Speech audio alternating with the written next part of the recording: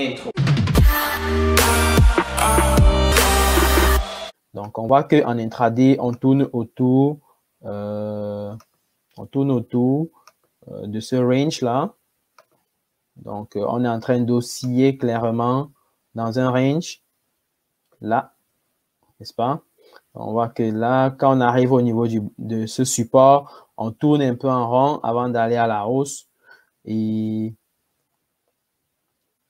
donc, la question, c'est de savoir si on va aller chercher les 123,34 ou alors on va venir ici travailler ça pour casser et revenir peut-être faire un pullback. Ça, c'est la question. Donc, de toute façon, si on voit davantage de rejets, si on voit un retest ici pour un rejet, forcément, on peut potentiellement se positionner pour la hausse. OK?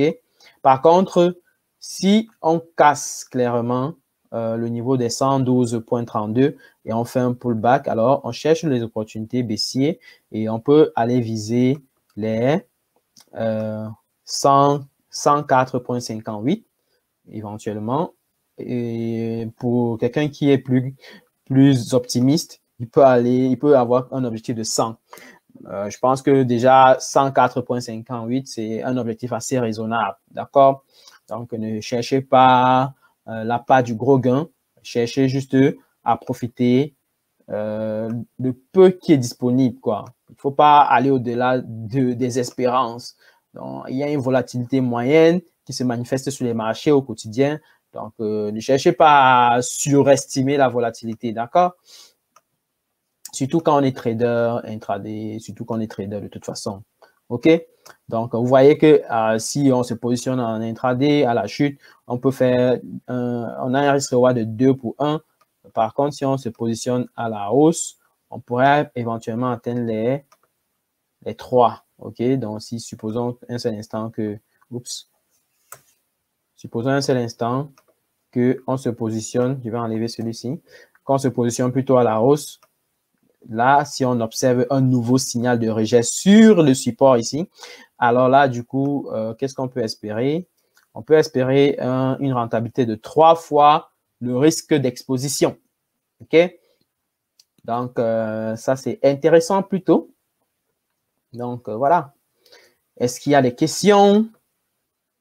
Bien. Question, j'essaie de voir rapidement. Il y a Ulrich qui dit, tant qu'il y a un bout de terre, on peut construire et en tirer quelques bénéfices avant la démolition.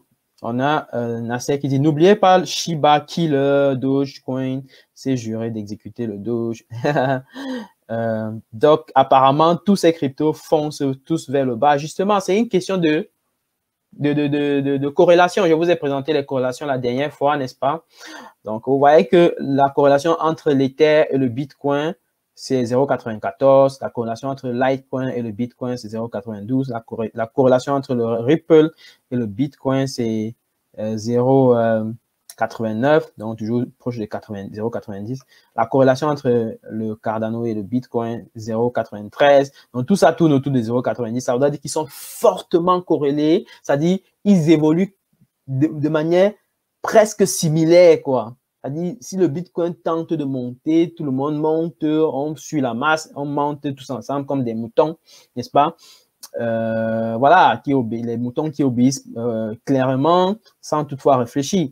Donc, franchement, voilà pourquoi moi j'ai dit, si quelqu'un est en mode investisseur, il n'y a vraiment pas intérêt à acheter même déjà 2 crypto-monnaies qu'on peut voir déjà des corrélations aussi fortes. Il n'y a aucun intérêt. Ça, je peux vous le dire. Il n'y a vraiment aucun intérêt. Vous êtes juste en train d'amplifier votre risque. C'est aussi simple que ça. OK? Donc, ne cherchez pas à amplifier votre risque. Vous avez d'autres. Vous pouvez peut-être mélanger avec les actions et tout ça. Ou alors, vous avez juste à choisir une crypto qui vous convient et qui semble prometteuse selon vous. Je ne sais pas. Moi, j'ai fait mes analyses. Ça ne dépend que de moi.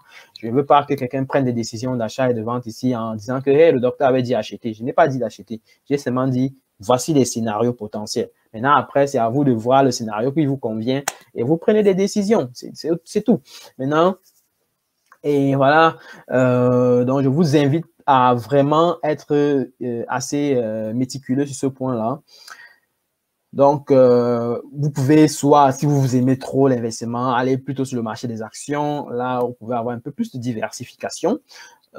Et alors, peut-être faire du trading à côté pour ne pas dire que vous avez acheté beaucoup de crypto-monnaies et voilà, quand ça chute, tout le monde chute, quand ça monte, tout le monde monte. Franchement, c'est du n'importe quoi que vous êtes en train de faire avec votre argent. Ça, je vous le dis clairement, sans aucune peinture, sans aucun décor. Je vous le dis. Terminé avec la vidéo, j'espère que tu l'as aimé. Si tu l'as aimé, alors je t'invite à la liker, surtout à la partager. Et aussi, si tu n'es pas encore abonné à la chaîne, je t'invite à t'abonner surtout, à cliquer sur la cloche de notification afin de ne rien rater sur les publications que je vais faire sur YouTube surtout. Et également, je t'invite à télécharger en description de la vidéo le petit ebook que j'ai écrit et que je t'offre gratuitement et qui est intitulé les 6 secrets pour un trading efficace.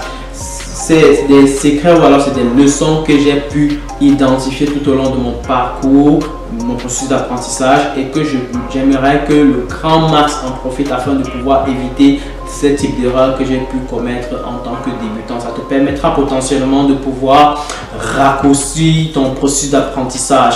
Donc, va en description de la vidéo, clique sur le lien.